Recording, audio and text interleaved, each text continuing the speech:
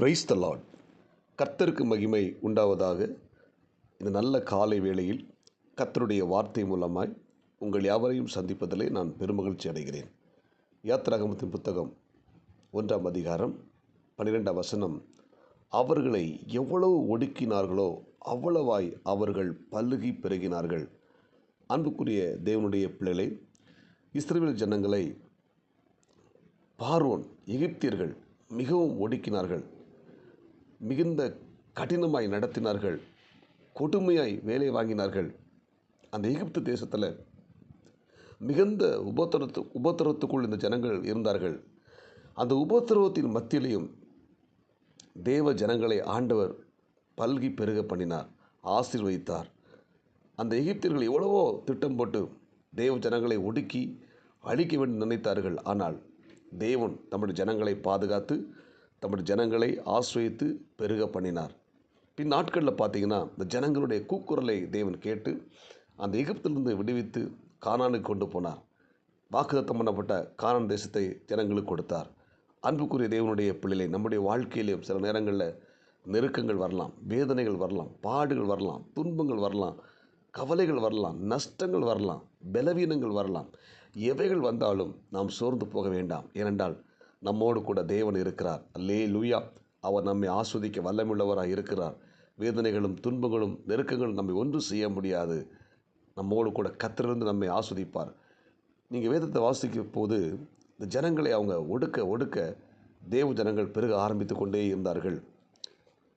ரோம சாம்ராஜ்யத்தில் பார்த்திங்கன்னா, கிறிஸ்தவர்களை அந்த நாட்களில் வாழ்ந்த பேரரசன் டயக்லீசன் என்கிறவன் பார்த்திங்கன்னா கிறிஸ்தவர்களை மிகவும் உபத்திரப்படுத்த ஆரம்பித்தான். கிறிஸ்தவ மதத்தை சார்ந்தவர்களை பிடித்து கொலை செய்ய ஆரம்பித்தான்.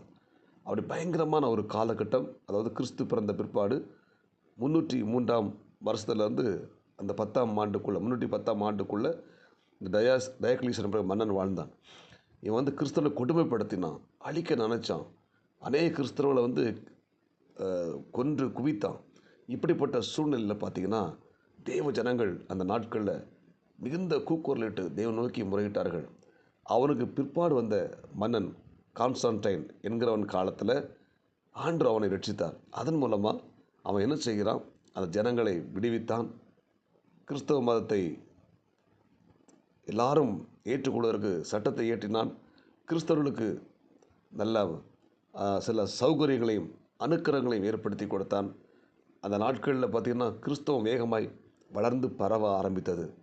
எந்த இடத்துல கிறிஸ்தவர்களை அழித்தார்களோ அதே இடத்துல கிறிஸ்தவ மக்களை ஆண்டவர் பெருக பண்ணினார். அன்புக்குரிய தேவனுடைய பிள்ளை, நம்முடைய வாழ்க்கையில் இதே போல் நெருக்கங்களும் கஷ்டங்களும் பாடுகளும் வேதனைகளும் வரும்போது நாம் சோர்ந்து போக வேண்டாம். நம்ம கூட கர்த்தர் இருக்கிறார், நம்மை ஆஸ்வதிப்பார். ஒருவேளை நீங்கள் வேதனையோடு கூட்டலாம், ஆண்டவரே எனக்கு நெருக்கங்கள் இருக்கிறது, பிரச்சனை இருக்கிறது, குடும்ப பிரச்சனை நிறைய இருக்கிறது அப்படின்னு சொல்லி நீங்கள் நினைக்கிறீங்களா? சோர்ந்து போகாதீங்க. இந்த பிரச்சனை மத்தியில் தேவன் நம்மை ஆஸ்வதிப்பார், வழி நடத்துவார். ஒரு விசாலத்தை நமக்கு ஆண்டவர் தரப்போகிறார். அல்லேலூயா. நெருக்கம் உண்டாகும்போது ஒரு விசாலத்தை நமக்கு கர்த்தர் அருள்வார். யோனா புத்தகத்தை வாசித்து பார்த்தீங்கன்னா, நான் நெருக்கத்திலிருந்து கர்த்தரை நோக்கி கூப்பிட்டேன்னு சொல்கிறார். நெருக்கத்திலிருந்து கர்த்தரை நோக்கி கூப்பிடும்போது ஆண்டவர் ஒரு விடுதலை கொடுக்கிறார். அல்லேலூயா. எனவே நம் நெருக்கத்திலிருந்து நாம் தேவன் நோக்கி கூப்பிடும்போது நமக்கு ஆண்டவர் ஒரு பெரிய ஆசீர்வாதத்தையும் ஒரு வழி வாசலை நமக்கு வைத்திருக்கிறார். அதுபோல் நேபுகாத்நேச்சர் காலத்தில் சாத்ராக், மேஷாக், ஆபேத்நேகோ தேவனுடைய பிள்ளைகள், அவர்களுக்கு மிகுந்த நெருக்கம் வந்தது. ஆனாலும் அங்கே உறுதியாக இருந்தார்கள், விசுவாசத்தில் உறுதியாக இருந்தார்கள். ஆண்டவர் அவர்களை பாதுகாத்தார். அதன் மூலமாய் அந்த மன்னன் ஆண்டவரை ஏற்றுக்கொண்டான். கிறிஸ்தவர்களுக்கு நல்ல உயர்ந்த பொறுப்புகளை கொடுத்தான். தேவ பிள்ளைகளை அரசு பணியில் ஏற்படுத்தினான். அல்லேலூயா. தேவனுடைய பிள்ளைகளை அவன் தன்னுடைய அரண்மனையில் வைத்து பராமரித்தான். அந்த காலம் வெகு சீக்கிரம் வரப்போகிறது. அல்லேலூயா, அல்லேலூயா. எனவே நாமும் நெருக்கங்களும் கஷ்டங்களும் வேதனைகள் வரும்போது சோர்ந்து போக வேண்டாம். நம்மை வழிநடத்த தேவன் நம்மோடு கூட இன்றைக்கும் இருக்கிறார். அவர் நம்மை வழி நடத்துவார், நம்மை பாதுகாத்து கொள்வார். எனவே கஷ்டங்கள் வந்ததா, துன்பங்கள் வந்துச்சா, ஐயோ எனக்கு கஷ்டம் துன்பம் சொல்லி நீங்கள் சோர்ந்து போகாதீங்க. தைரியமாக இருங்க, விசுவாசமாக இருங்க. ஆண்டவர் உங்களை ஆஸ்வதிக்க போகிறார். அல்லேலூயா.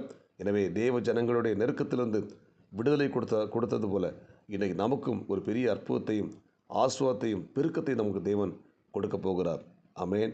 எனவே தேவ ஜனங்களை அவர்கள் எவ்வளோ ஒடுக்கினார்களோ அவ்வளவாய் அவர்கள் பல்கி பெருகினார் என்று சொன்னது போல, நம்ம எவ்வளோ கஷ்டம் வந்தாலும் எவ்வளோ நெருக்கம் வந்தாலும் அந்த அளவுக்கு நம்மளை ஆண்டவர் உயர்த்த போகிறார், மேன்மைப்படுத்த போகிறார். ஜெபிப்போமா? பரலோக தேவனே, இந்த இறைவார்த்தை கேட்டபடி பிள்ளைகள் ஒவ்வொருத்தரையும் கர்த்தர் ஆஸ்வதிங்க. ஆண்டவரே, எவ்வளோ நெருக்கங்கள் வந்தாலும் துன்பங்கள் வந்தாலும் அதற்கு ஈடாய் நீ எங்களை ஆஸ்வதிக்க போகிறீர், உயர்த்த போகிறீர். இந்த வார்த்தை கேட்கிற ஒவ்வொரு தேவனுடைய பிள்ளை கர்த்தர் ஆஸ்வதிங்க. இந்த நாளுக்குரிய கிருபை கொடுங்க. இயேசு கிறிஸ்துவின் நாமத்தில் ஜெபிக்கிறோம் நல்ல பிதாவே, ஆமேன். God bless you. உங்கள் யாவரையும் கர்த்தர் ஆஸ்வதிப்பாராக. இந்த நாள் உங்களுக்கு இனிமையாய் அமையட்டும். ஆமேன்.